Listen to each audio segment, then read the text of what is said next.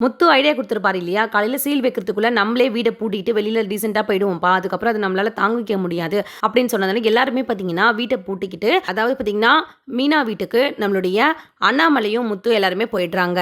அதுக்கப்புறம் இந்த பக்கம் பார்த்தீங்கன்னா, ஸ்ருதி வந்து விஜயாவ கூப்பிட்டுட்டு, ரவிய கூப்பிட்டுட்டு போயிடுறாங்க. நம்மளுடைய மனோஜ் பார்த்தீங்கன்னா, ஷோரூம்லயே தங்கிக்கிறேன்னு சொல்லிட்டு, அவரும் ட்ரெஸ் எல்லாம் பேக் பண்ணிட்டு போயிடுறாரு.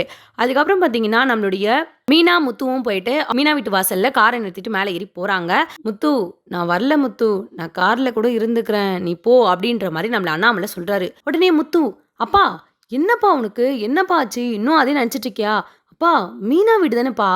மீனா வீடு மாரி யாருப்பா? நம்ம வீடு தானேப்பா மீனா வீடும். வாங்கப்பா. அப்பா நீங்க எதுவுமே யோசிக்காதீங்கப்பா. கஷ்டப்படாதீங்கப்பா" அப்படின்னு முத்து ஃபீல் பண்ணி சொல்ல, உடனே நம்ம மீனாவும், "மாமா, என்ன மாமா? நீங்க வேற நெனச்சுக்கிட்டீங்களா? மாமா, நான் உங்கள அப்பா ஸ்தானத்துல பார்க்குறேன். எங்க அப்பாக்கு அடுத்தது நீங்க தான் மாமா எங்களுக்கு எல்லாமே இந்த வீட்டுக்கு. நீங்க மட்டும் இல்லன்னா, நான் முதல்ல இவ்ளோ பெரிய வீட்ல வந்து வாழ்ந்திருக்க முடியுமா மாமா? என்ன மாமா நீங்க இப்படி நெனச்சிட்டீங்க? நீங்க வாமா மாமா. அம்மா உங்கள ரொம்ப நல்லா பார்த்துப்பாங்க. நீங்க வாங்க மாமா. நீங்க எதுவுமே தயங்காதீங்க." அப்படின்னு சொல்லிட்டு கடகடன்னு கார விட்டு நம்ம மீனா இறங்கி ஓடி போய் அவங்க அம்மாவ கூட்டிட்டு வராங்க. வந்து, "அம்மா, மாமா வந்திருக்காரு. நீ வாம்மா வந்து கூப்பிடுமா" அப்படின்னும்போது உடனே அவங்களும் ஓடி வந்து, "அண்ணா, என்னண்ணா நீங்க இப்படி தயங்கி நிக்கிறீங்க?" அப்படின்னு சொல்லி அண்ணாமலைய பார்த்து கேட்குறாங்க நம்ம மீனாவோட அம்மா. உடனே அண்ணாமலையும், "இல்லம்மா, எங்க சூழ்நிலை உங்களுக்கு தெரியும். ஆனா எனக்கு மனசு சங்கடமா இருக்கு வரத்துக்கு." அப்படிங்கிற மாரி தயங்கினே பேசுறாரு நம்ம அண்ணாமலை. உடனே மீனாவோட அம்மா சந்திரா பார்த்தீங்கன்னா, "அண்ணா, என்னண்ணா நீங்க இப்படி சொல்றீங்க? நீங்க குடுத்த வாழ்க்கைனால தான் என் பொண்ணு இன்னைக்கு நல்லா இருக்கா. எல்லாம் முத்து மாப்பிள்ளை எங்களுக்கு கிடைக்க வேண்டிய புண்ணியம். இப்படி நீங்க வரத்துக்கா நாங்க தயங்க போறோம்? நீங்க வாங்க, மேல வாங்க, கண்டிப்பா வாங்க." அப்படின்னு சொல்லி கூட்டிட்டு போறாங்க அண்ணாமலைய சந்திரா. மேல போனோனே அண்ணாமலை தண்ணிலாம் குடுக்குறாங்க. அண்ணாமலை ஒரு மாரி சோகமாவே உட்காந்துக்கிறாரு. உடனே மீனா வந்து, "மாமா, நீங்க எத பத்தியும் யோசிக்காதீங்க மாமா. கண்டிப்பா நானும் அவரும் சேர்ந்து எப்படியாவது நம்ம வீட்ட நாங்க மீட்டு எடுத்துருவோம்." அப்படின்னு சொல்றாங்க. அடுத்தது இன்னொரு சீன் என்ன காமிக்கிறாங்க பார்த்தீங்கன்னா, நம்ம விஜயா அங்க போனாங்க இல்லையா ஸ்ருதி வீட்டுக்கு. அங்க போனோனோம் ஸ்ருதியோட அப்பா என்ன பண்றாருன்னா, "என்ன சம்மந்தி அம்மா வந்திருக்கீங்களா? வாங்க, வாங்க. எல்லா விஷயம் கேள்விப்பட்டேன். என்ன வீடும் போயிடுச்சாமே! உங்களுக்கு இருந்த சொத்தெல்லாம் அந்த ஒரு வீடு மட்டும் தான்ல. வேற எதுவும் உங்களுக்கு இல்லல்ல?" "அதுவும் தான். அதுவும் போயிடுச்சு. என்ன பண்றது? சரி, நானு வெளியில கிளம்பணும். எனக்கு வேலை இருக்கு. நான் வரேன்." அப்படின்னு சொல்லிட்டு ஒரு மாரி திமிரா பேசிட்டு போறாரு ஸ்ருதியோட அப்பா. உடனே ஸ்ருதியோட அம்மா வந்து, சம்மந்தி அம்மா, வாங்க, வாங்க. அவருக்கு வேலை விஷயமா வெளியில போறாரு. நீங்க வாங்க. நீங்க உள்ள வந்து உட்காருங்க." ஐயோ! பாவம். எவ்ளோ கஷ்டம் இருக்கும். சொந்த வீடு. அதுவும் கைமீறி போயிடுச்சு. "ஒண்ணும் கவலைப்படாதீங்க. இங்க இருந்துக்கோங்க. வாங்க." அப்படின்னு சொல்லிட்டு ஒரு மாரி அவங்களுமே திமிரா தான் கூப்பிடுறாங்க. உடனே நம்மளுடைய ரவி பார்த்தீங்கன்னா, "ஸ்ருதி, உங்க அம்மா ஏன் இந்த மாரி பேசுறாங்க?" அப்படின்னு சொல்லிட்டு ஸ்ருதிய கேட்குறாரு நம்மளுடைய ரவி. உடனே ஸ்ருதியும் பார்த்தீங்கன்னா, "அம்மா, என்ன பேசுனீங்க நீங்க? ஆன்டி வந்திருக்காங்க. ரூம் மேல காலியா இருக்கு வைக்க சொன்னேனே, வச்சுட்டீங்களா? கிளீன் பண்ணிட்டீங்களா?" அப்படின்னு ஸ்ருதி கேட்க, "ஸ்ருதி, ரூம் எல்லாம் காலியா தான் இருக்கு. அவங்கள அங்கேயே தங்க வச்சுக்கோ." அப்படின்னு சொல்லி சொல்றாங்க. உடனே, "ஆன்டி நீங்க வாங்க." அப்படின்னு சொல்லிட்டு விஜயாவ கூப்பிட்டுட்டு மாடிக்கு போறாங்க. மாடிக்கு போனோனும், விஜயாக்கு, "ஆன்டி நீங்க இங்க தான் தங்க போறீங்க. இந்த ரூம் உங்களுக்கு ஓகேல? ஏசி எல்லாமே இருக்கு. உங்க பேக்ஸ்லாம் நீங்க வச்சுக்கோங்க. திங்ஸ்லாம் இங்க வச்சுக்கோங்க. என்ன வேணாலும் என்ன கூப்பிடுங்க. நான் இந்த ரூம்ல தான் இருப்பேன்." அப்படின்ற மாரி ஸ்ருதி சொல்லிடுறாங்க. ஸ்ருதியும் ரவியும் அந்த ரூம்க்கு போயிடுறாங்க. அடுத்தது பார்த்தீங்கன்னா, நம்ம ரோஹிணி சீன். ரோஹிணி என்ன பண்றாங்கன்னா, நம்ம மனோஜுக்கு கால் பண்றாங்க. "மனோஜ், மனோஜ், என்னாச்சு மனோஜ்? நான் கேள்விப்பட்டதெல்லாம் உண்மையா? வீட ஜப்தி பண்ணிட்டாங்களாமே! எங்க மனோஜ் இருக்கீங்க?" அப்படின்ற மாதிரி கேட்குறாங்க நம்ம ரோகிணி.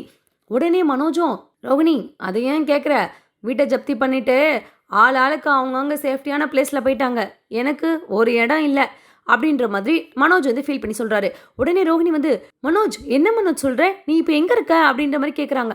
உடனே, "அதுவா? வேற எங்க? நான் ஷோரூம்ல தான் ரோஹிணி இருக்கேன். பெட்டும் இல்ல, ஒண்ணும் இல்ல. கொசு வேற கடிக்குது. நான் ஏசிலயே இருந்து பழகிட்டேனா, எனக்கு இது செட்டே ஆகல ரோஹிணி." அப்படின்ற மாரி மனோஜ் சொல்றாரு. உடனே ரோஹிணி வந்து, "அப்போ உங்க அம்மா, அப்பா எல்லாருமே எங்க? அந்த முத்து மீனாலாம் எங்க இருக்காங்க?" அப்படின்னும்போது, "அதுவா? முத்து, மீனா கூட அப்பா போயிட்டாரு. அதே மாரி ஸ்ருதி வீட்டுக்கு அம்மா போயிட்டாங்க. ரவியும் கூட போயிட்டான். லாஸ்ட்ல நான் மட்டும் தான் தனிமரமா நின்னேன். என்ன டீல்ல விட்டாங்க எங்க அம்மா." அப்படின்ற மாரி மனோஜ் சொல்றாங்க. உடனே ரோகிணி யோசிக்கிறாங்க. இதுதான் நல்ல சந்தர்ப்பம். மனோஜ ஃபுல்லா இழுத்துக்கிறதுக்கான கரெக்ட்டான நேரம் இதுதான் அப்படின்னு சொல்லிட்டு, "மனோஜ், என்ன மனோஜ்? நீ ஏசிலயே தூங்கி பழகிட்ட. உன்னால ஷோரூம்லலாம் இருக்கவே முடியாது. என்ன மனோஜ் சொல்லிட்டு இருக்க நீ? எனக்கு ஒரு ஃபோன் பண்ண வேண்டியது தானே? உனக்கு என்ன யாரும் இல்லன்னு நெனச்சிட்டு இருக்கியா? ஏன் என்னோட வீடு இல்லையா? நீ இங்க வரலாம்ல. இது நம்ம வீடு தானே." அப்படின்ற மாரி சொல்றாங்க. உடனே மனோஜ் வந்து, "ரோஹிணி, என்ன சொல்ற? நான் எப்படி அங்கலாம் வர முடியும்?" அப்படின்னு. "மனோஜ், என்ன மனோஜ்? நான் உன் ஒய்ஃப் தானே. என்னோட வீடு உன்னோட வீடு மாரி தானே. ஏன் எதுக்காக பயப்படுற? உங்க அம்மா ஏதாவது சொல்லுவாங்கன்ட்டா?" உடனே நம்ம மனோஜும், "ச்சே! ச்சே! அம்மா ஏதாவது சொல்லுவாங்கலாம் இல்ல. அம்மாக்கு ஏன் தெரிய போது? நான் ஷோரூம்லயே இருந்துக்கிறேன்னு கூட சொல்லிப்பேன். அதெல்லாம் ஒண்ணும் பிரச்சனை இல்ல. நான் எப்படி அங்க அப்படின்ற மாரி தயங்குறாரு. உடனே நம்ம ரோஹிணி வந்து, "மனோஜ் எதுவுமே யோசிக்காத. உனக்கு லொகேஷன் ஷேர் பண்றேன். இன்னும் கொஞ்ச நேரத்துல நீ அங்க இருந்துரு பேக்லாம் எடுத்துட்டு" அப்படின்ற மாரி சொல்றாங்க. "அப்படியா சொல்ற ரோகிணி?"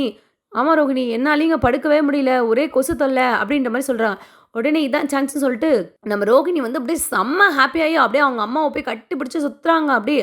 உடனே கிரிஷ கூட்டிட்டு, "கிரிஷ் இங்க பாரு, இப்ப டாடி வருவாரு. நீ அவர் மேல ரொம்ப பாசமா இருக்கணும். வந்தோனே டாடி அப்படி சொல்லி கட்டி பிடிச்சுக்கணும். சரியா?" அப்படி இப்படின்னு ட்ரெயின் பண்ணிடுறாங்க கிரிஷையும் நம்ம ரோஹிணி. கொஞ்ச நேரத்திலேயே பார்த்தீங்கன்னா, மனோஜோட கார் வந்து நின்னுட்டு மனோஜ் வந்து வராரு உள்ள. "மனோஜ், வா மனோஜ். எனக்கு எவ்ளோ ஹாப்பியா இருக்கு தெரியுமா? இப்ப இந்த உலகத்திலே நான் தான் ஹாப்பியா இருக்க மாரி எனக்கு தோணுது. அவ்ளோ சந்தோஷமா இருக்கு. லாஸ்ட்ல நீ வந்துட்டல்ல மனோஜ், எனக்கு ரொம்ப சந்தோஷமா இருக்கு. நீ இப்ப என் கூட இருக்க போறன்னு நெனச்சா எனக்கு அத விட சந்தோஷமா இருக்கு" அப்படின்னு ரொம்ப எக்ஸைட்மென்ட்டா அப்படியே நடிக்கிறாங்க மனோஜ் கிட்ட நம்ம ரோஹிணி. உடனே மனோஜ் இருந்த பார்த்து ரோஹிணியோட அம்மாவும், "வாங்க மாப்ள" அப்படின்ற மாரி கூப்பிடுறாங்க. உடனே மனோஜ்க்கு வந்து, "டேய் முத்து, ரவி நீங்களும் போன மாரி எனக்கு ஒரு வீடு இருக்குடா" அப்படின்ற மாரி மனசுல நெனச்சுட்டு அப்படியே கர்வமா உள்ள வராரு நம்மளுடைய மனோஜ். உள்ள வந்தோனே ரோஹிணி வந்து இப்படி காஃபி குடுக்குறாங்க, ஜூஸ் குடுக்குறாங்க. "மனோஜ், இதான் மனோஜ் நம்ம ரூம்" அப்படின்ற மாரி உடனே கிறிஷும் ஓடி போய், "டாடி" அப்படி சொல்லி கட்டி பிடிக்கிறாங்க. உடனே மனோஜ் வந்து, "என்ன இவன் டாடிலாம் கூப்பிடுறான்னு?" உடனே ரோஹிணி வந்து, "மனோஜ் என்ன மனோஜ், நீயும் எல்லாமே புரிஞ்சுகிட்டு இப்படி கேட்கலாமா? அவன் உனக்கு டாடி தானே வரணும். சரி ஓகே ரோகிணி, உனக்காக தான் எல்லாமே" அப்படின்ற மாரி மனோஜும் அப்படியே மாறிடுறாரு. அதுக்கப்புறம் பார்த்தீங்கன்னா, நம்மளுடைய முத்துக்கு ஒரு ஃபோன் கால் வருது போலீஸ் ஸ்டேஷன்லேருந்து. முத்து வந்து, "சார் என்ன சார், நாங்க வீடு கூட அங்கேருந்து காலி பண்ணிட்டோமே சார் ஜப்தி பண்ணுறதுக்காக. வேற என்ன சார் பிரச்சனை?" அப்படின்னும், "இல்ல, இல்ல, இல்ல ஒரு நிமிஷம் இருங்க. நீங்க தானே முத்து? உங்க அண்ணன் தானே மனோஜ்? இதுக்கு முன்னாடி ஒரு 30,00,000 தூக்கிட்டு அதாவது வீட வித்து ஏமாத்துனாங்கல்ல இந்த கதிருன்னு சொல்லிட்டு, அவங்கவங்க பணத்த செட்டில்மெண்ட் பண்ணுறதுக்காக வந்திருக்காங்க ஸ்டேஷனுக்கு. ஸோ, அதனால நீங்க வந்து உங்க அண்ணன் வந்து சைன் போட்டா தான் அந்த காச உங்களுக்கு குடுக்க போறோம்" அப்படின்ற மாரி சொல்றாங்க. "சார் என்ன சார் சொல்றீங்க? உண்மை தான் சார்" அப்படின்னு சொல்லிட்டு முத்து வந்து இப்படி பத்திரமா கேட்குறாரு. "ஆமா சார், வேற என்னாச்சு என்ன?" அப்படின்னும்போது, "இல்ல, இல்ல சார், ஒண்ணும் இல்ல சார். நான் இன்னும் கொஞ்ச நேரத்துல அங்க வந்துருவேன் சார்" அப்படின்னு சொல்லி எந்த ஸ்டேஷன் எல்லாம் விசாரிச்சுட்டு உள்ள வந்துட்டு, "அப்பா, நம்ம வீடு நம்ம கிட்ட வரப்போகுதுப்பா" அப்படின்னு சொல்லிட்டு சந்தோஷமா கத்துறாரு. உடனே மீனாக்கு ஒண்ணுமே புரியல. "நீங்க என்ன சொல்றீங்க? எனக்கு ஒண்ணும் புரியல." உடனே அண்ணாமலையும், "என்ன முத்து சொல்ற?" அப்படின்ற மாரி கேட்குறாரு. உடனே, "பா, அதான்ப்பா மனோஜ் ஏமாந்தான்ல வீடு வாங்கி, இந்த கதிரு திரும்பியும் காசு எடுத்துட்டு வந்து ஸ்டேஷன்ல குடுக்க போறானா, சப்மிட் பண்ண போறானா, அதான் காசு குடுக்கறதுக்காக மனோஜ் கூட்டிட்டு வர சொல்றாங்கப்பா. இப்ப நான் உடனே ஷோரூம்க்கு போயிட்டு மனோஜ கூப்பிட்டுட்டு கரெக்ட்டா அங்க போயிடுறேன்ப்பா" அப்படின்ற மாரி முத்து சொல்றாரு. உடனே வந்து மீனா வந்து, "அம்மா, நான் கும்பிடுற பொன்னி அம்மா என்ன கைவிடலம்மா. மாமா பாருங்க மாமா, நம்ம வீடு கிடைக்க போகுது. நீங்க எதுக்காகவும் ஃபீல் பண்ணாதீங்க" அப்படிங்கிற மாதிரி அப்படியே மீனாவும் எமோஷனலா பேச ஆரம்பிச்சுடுறாங்க. உடனே நம்ம முத்து வந்து, "மீனா நீ வா" அப்படின்னு சொல்லிட்டு மீனாவ கூட்டிட்டு போறாரு. போயிட்டு ஷோரூம்க்கு போனா அப்படின்னு சொல்லிட்டு ஷோரூம்க்கு போறாரு. "என்ன இவன் தூங்குறதுக்கு இங்க தானே வரேன்னு சொன்னான். என்ன லாக் பண்ணி வச்சிருக்கான்?" அப்படின்னு சொல்லிட்டு பார்க்குறாங்க நம்மளுடைய முத்து. உடனே மீனா வந்து, "நீங்க ஏதாவது சாப்பிடுறதுக்காக வெளிய போயிருப்பாரு" அப்படின்ற மாரி சொல்றாங்க. "அவன் அப்படிலாம் சாப்பிடுற ஆள் கிடையாது. அவன் சரியான சோம்பேறியாச்சே. சாப்பிடணும்னா கூட ஸ்விக்கி, ஜொமேட்டோல ஆர்டர் போட்டு தான் சாப்பிடுவான் அவன்" அப்படின்ற மாரி சொல்றாரு நம்ம முத்து. "அதுவும் கரெக்ட்டு தாங்க. உங்க அண்ணன் சரியான சோம்பேறி தானே. அப்புறம் எங்க போயிருப்பாரு?" அப்படின்ற மாரி யோசிக்கிறாங்க. கரெக்ட்டா பார்த்தீங்கன்னா, ஷோரூம திறக்கிறதுக்காக நம்மளுடைய மொட்டை ஃப்ரெண்ட் இருக்கார்ல, மொட்டையும் அசிஸ்டன்ட் ஜீவாவும் வராங்க. "ஆமா, நீங்க இங்க வரீங்களே, மனோஜ் எங்க?" அப்படின்னு சொல்லிட்டு முத்து கேட்குறாரு. "என்னது சாரா? விஷயத்த சொல்லியா? சார் தான் ரோகிணி வீட்டுக்கு போயிட்டாரு. நேத்து இங்க சார் வரப்போறேன், எல்லாம் கிளீன் பண்ணி வைன்னு சொன்னாரு. எல்லாம் கிளீன் பண்ணி வச்சுட்டு கூட தான் இருந்தேன். அதுக்கப்புறமா திடீர்னு, 'இல்ல நான் ரோகிணி வீட்டுக்கு போறேன். நீங்க ஷோரூம பூட்டிட்டு போயிடுங்க' அப்படின்னு சொல்லிட்டு போயிட்டாரு. இப்ப தான் நாங்க ஷோரூம் திறக்க வரோம். ஏன் விஷயம் சொல்லலையா உங்களுக்கு? சார் எங்க இருக்குன்னு?" அப்படின்னு சொல்லிட்டு மொட்டை ஃப்ரெண்ட் எல்லாத்தையும் உளறி விட்டுர்றாரு. உடனே முத்து வந்து, "பாத்தியா மீனா, இந்த ஃப்ராடு என்ன பண்ணியிருக்கான் பாத்தியா? கரெக்ட்டா ஃப்ராடோட தான் சேர்ந்திருக்கு பாரு. இவன் அங்க நம்ம வீடே இல்லாம சுத்திக்கிட்டு, அப்பா அங்க அவ்வளோ கஷ்டப்பட்டுட்டு இருக்காரு. அம்மா அங்க கஷ்டப்பட்டுன்னே ஸ்ருதி வீட்டுக்கு போயிருக்காங்க. ஆனா இவன் திரும்பவும் அந்த பாலன் அம்மா கூட சேர்ந்துன்னு ஜோடி போட்டுட்டு இருக்கான் பாரு. எல்லாம் அவன இப்ப வரட்டும்" அப்படின்ற மாரி முத்து சொல்றாரு. உடனே முத்து என்ன பண்றாருன்னா, மனோஜுக்கு கால் பண்றாரு. கால் பண்ணணும், மனோஜ் அந்த ஃபோன பார்த்துட்டு, "இவன் எதுக்கு இப்ப பண்றான் எனக்கு இங்க? அதான் அவங்க போயிட்டாங்கல்ல. இப்ப எதுக்கு இவன் எனக்கு கால் பண்றான்?" அப்படின்ற மாரி மனோஜ் சொல்றாரு. உடனே ரோகிணி இதான் சந்தர்ப்பம் யூஸ் பண்றாங்க. "மனோஜ், விடு மனோஜ். நீ எதுக்கு கால் எடுத்துட்டு இருக்க? அதான் உன்ன விட்டுட்டு போயிட்டாங்களே. நீ ஒண்ணும் கால் எடுக்காத விடு" அப்படின்ற மாரி சொல்றாங்க. திரும்பவும் அகைன் முத்து வந்து கால் பண்றாரு. உடனே மனோஜ் வந்து பார்க்குறாரு. திரும்பவும் கால் பண்றான். என்னன்னு தெரியல. இரு அட்டெண்ட் பண்றேன் ரோஹிணி அப்படின்னு சொல்லிட்டு அட்டெண்ட் பண்றேன். அட்டெண்ட் பண்ணிட்டு முத்து வந்து, "டேய் எங்க இருக்க?" அப்படின்னு சொல்லிட்டு முத்து கேட்குறாரு. உடனே மனோஜ் வந்து, "முதல்ல உனக்கு என்ன வேணும்? அத சொல்லு. இப்ப எதுக்காக நீ கால் பண்ணிட்டே இருக்க? நான் எங்க இருந்தா உனக்கு என்ன? அதான் நீங்கலாம் போயிட்டீங்களே" அப்படின்ற மாரி கேட்குறாரு. "டேய் நீ எங்க இருக்கன்னு எல்லாம் தெரியும். எல்லாம் பார்லர் அம்மா வீட்ல தானே. ஒழுங்கு மரியாதையா கிளம்பி போ. ஷோரூமுக்கு வந்துரு. இப்போ ஒரு ஸ்டேஷனுக்கு போ வேண்டியது இருக்கு" அப்படின்பேன். "ஸ்டேஷனுக்கா? எதுக்காக?" "டேய் நீ தானே வந்து சைன் போடணுமா? வா எல்லாத்தையும் வந்து சொல்றேன்" அப்படின்ற மாரி உடனே கிளம்பி, "ரோகிணி நான் வந்துடுறேன். ஏதோ அர்ஜென்ட்டா வர சொல்றான். என்னன்னு தெரியல" அப்படின்னு சொல்லிட்டு ஷோரூமுக்கு போயிடுறாரு. அங்கருந்து முத்து, மீனா அதுக்கப்புறம் மனோஜ்லாம் பார்த்தீங்கன்னா ஸ்டேஷனுக்கு போறாங்க. ஸ்டேஷனுக்கு போனதும் போற வழியிலேயே முத்து வந்து எல்லா விஷயத்தையும் மனோஜ்க்கு சொல்லிடுவாரு. அதுக்கப்புறம் அங்கே போனோன்னும் மனோஜ் வந்து சைன் வாங்க வைக்கிறாங்க. உடனே கதிர் வந்து ஒரு 40 லட்சத்தை செட்டில்மெண்ட் பண்ணிடுறாரு. அந்த இடத்துலயே கொடுத்த மாதிரி கடன் அடைக்கிறாரு. உடனே என்ன பண்றாங்கன்னா முத்து அந்த பணத்தெல்லாம் வாங்கிக்கிறாரு. மனோஜ் சைன் எல்லாம் போட்டுட்டு அங்கிருந்து கிளம்புறாங்க. இதுக்கப்புறம் என்ன அப்பா பணத்தை ஏமாத்திட்டுலாம் சொல்லிட்டு இருக்காத. அதான் அப்பா கொடுத்த பணத்தோட 10 லட்சம் எக்ஸ்ட்ராவே 40 லட்சமா கொடுத்துருக்கேன். அப்படி பார்த்தா 10 லட்சம் நீங்க தான் எனக்கு தரணும் அப்படின்ற மாதிரி மனோஜ் திமிராவே பேசிட்டு போறாரு. உடனே முத்து வந்து டேய் இது எல்லாத்துக்குமே காரணம் நீ தான். இன்னைக்கு இவ்வளோ அவமானப்பட்டிருக்காரு அப்பா, அதுக்கெல்லாம் நஷ்ட ஈடு தாண்டா இதெல்லாம் அப்படின்னு சொல்லிட்டு கடகடன்னு போகிறாங்க. போயிட்டு விஷயத்தை ஸ்ருதி ரவிக்கெலாம் சொல்லிடுறாங்க. நீங்கள் எல்லாருமே நம்ம வீட்டுக்கு வந்துருங்க. சப்போஸ் சீல் வைக்க வந்தாங்கன்னா நம்ம வந்து காசை அடிச்சுட்டு செக்கு கொடுத்துட்டு நம்ம பத்திரத்தை மீட்டுக்கலாம், எல்லாரும் வந்துருங்க அப்படின்ற மாதிரி வீட்டுக்கு வந்துருங்க அப்படின்றாங்க. கரெக்டாக இவங்க எல்லாரும் வராங்க. வரத்துக்கு முன்னாடி தான் பார்த்தீங்கன்னா நம்ம சிந்தாமணி அந்த ஃபினான்ஷியர் எல்லாருமே வந்து சீல் வச்சு நெருப்பு அந்த காட்டுவாங்கள்ல லாக் பண்ணிவிட்டு அது காமிச்சிட்ருக்காங்க. கரெக்டாக பார்த்தீங்கன்னா ஸ்ருதி ரவி இவங்க எல்லாரும் வந்து இறங்குறாங்க. மனோஜ், முத்து, மீனா, அண்ணாமலை எல்லாருமே வந்து இறங்கிடுறாங்க. வந்து இறங்கினோடனே நம்மளுடைய சிந்தாமணி வந்து பார்க்குறாங்க. வந்துட்டாங்க இவங்க எல்லாரும், நம்ம முன்னாடி அசிங்கப்படணும் தான் நினச்சேன், அதுக்குள்ளே போயிட்டாங்களேன்னு நினச்சேன். பரவாயில்ல, இப்போ என்கிட்ட கெஞ்சு தான் வந்திருக்காங்க, இப்போ என்ன பண்ணுறான் பாரு அப்படின்னு சொல்லிட்டு திமிரா அப்படியே நிற்கிறாங்க நம்மளுடைய சிந்தாமணி. உடனே முத்து வராரு. முத்து வந்துட்டு ஃபினான்ஷியர்கிட்ட அந்த காசு எடுத்து கொடுக்குறாரு. உடனே ஃபினான்ஷியர் என்னது இது அப்படின்னும் போது உனக்கு கொடுக்க வேண்டிய 38 லட்சம் இதில் இருக்குது புடி அப்படின்னு சொல்லிட்டு அந்த ஆஃபீஸர் முன்னாடி சொல்கிறாங்க.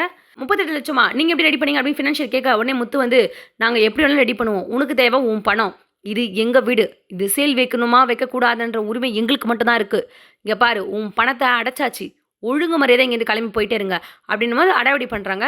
உடனே நம்மளுடைய முத்து வந்து நீங்கள் இந்த மாதிரி எல்லா அடாவடியும் பண்ணுவீங்கன்னு தான் கையோட போலீஸ் ஸ்டேஷன்லேருந்து போலீஸையும் கூட்டிகிட்டே வந்திருக்கேன் அப்படின்னு சொல்லிட்டு போலீஸும் வராங்க. போலீஸ் சொல்கிறாரு நான் எல்லா விஷயத்தையும் கேள்விப்பட்டு தான் வந்திருக்கேன், அவங்க பணத்தை எடுத்துகிட்டு வந்துட்டாங்க, நீங்கள் சீல் வைக்கிற நேரம் பார்த்து கரெக்டாக கொடுத்துட்டாங்க, சீல் வைக்கிறதுக்கு உங்களுக்கு எந்த உரிமையும் கிடையாது, போலீஸ் ஸ்டேஷன்லேருந்து வந்த ஆர்டர் தான் இது அப்படின்னு சொல்லிட்டு உடனே வக்கீல் அம்மாலாம் வந்து எல்லாம் சொல்கிறாங்க.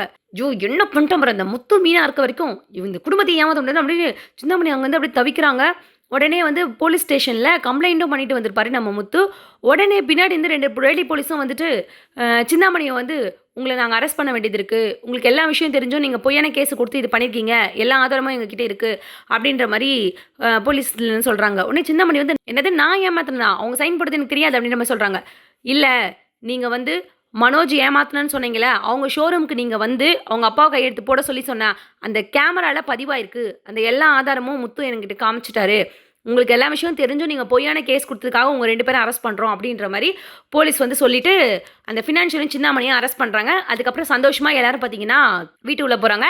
வீட்டுக்குள்ளே போனதும் ஒரு வெடிகுண்டு. என்னென்னு பார்த்தீங்கன்னா முத்து சும்மா இல்லை, மனோஜ் இப்போ எங்கன்னு தெரியுமாப்பா வந்தான் அப்படின்னு சொல்லிட்டு விஜயா கிட்ட போட்டு உடச்சிடுறாரு.